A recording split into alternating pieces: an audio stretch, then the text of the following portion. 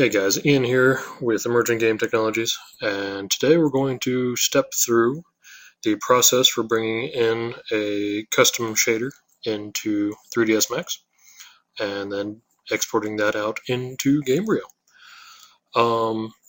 So to start off, we need to put the shader somewhere where Gamebryo can see it and so that we can find it on Max. And I'm going to be using a skin shader with subsurface scattering from GI Styles.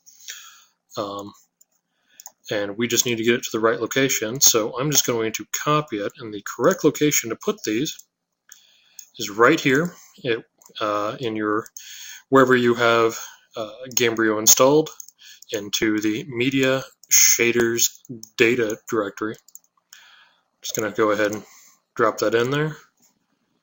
Get that out of the way, and if you have Max open, you will need to restart it. So I don't have Max open at this time. So we're just going to go ahead and load it up.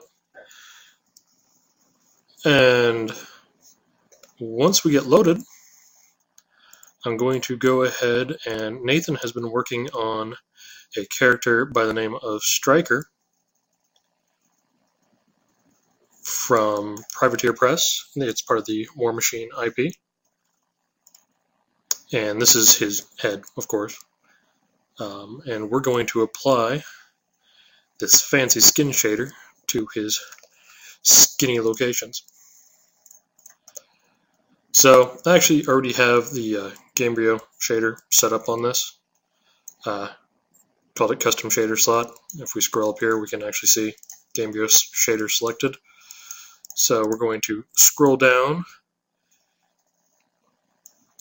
to our custom shader slot here, and you will not find your shader based off the name of the file. You will find it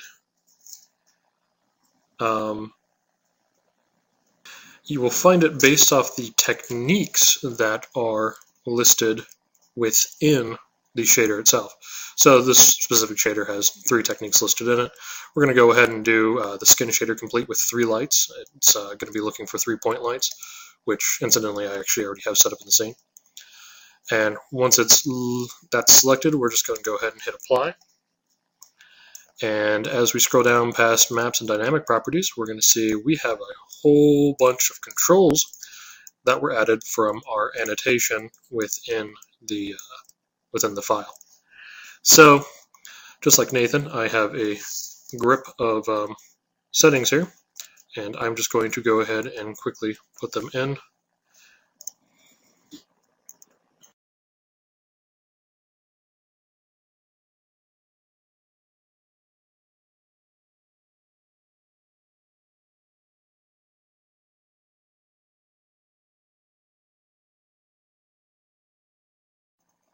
And with that, we also have our maps here that we're going to go ahead and throw in. Going to bring in some bitmaps here.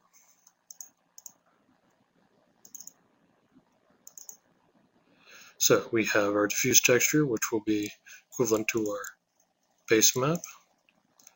Bring that in. Our normal map.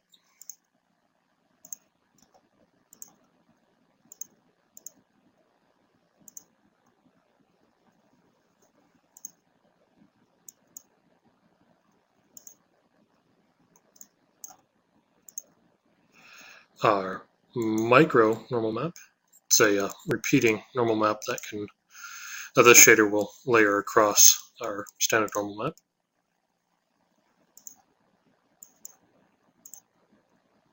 I'm going to bring in our spec map.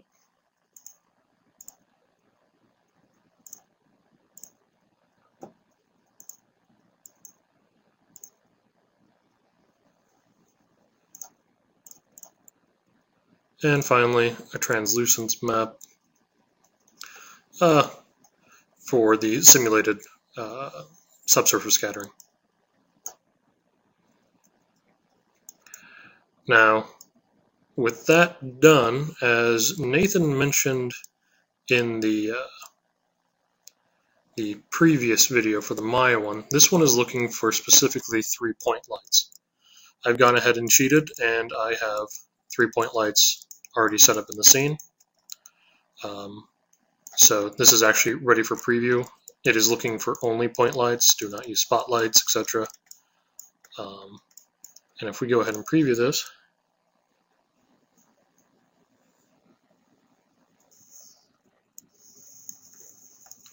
there we go.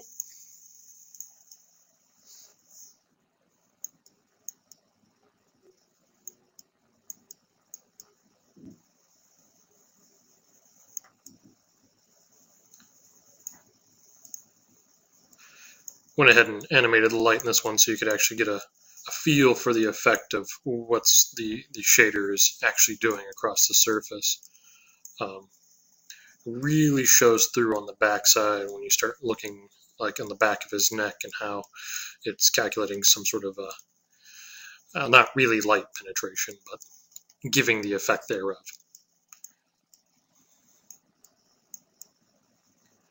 That's that, guys.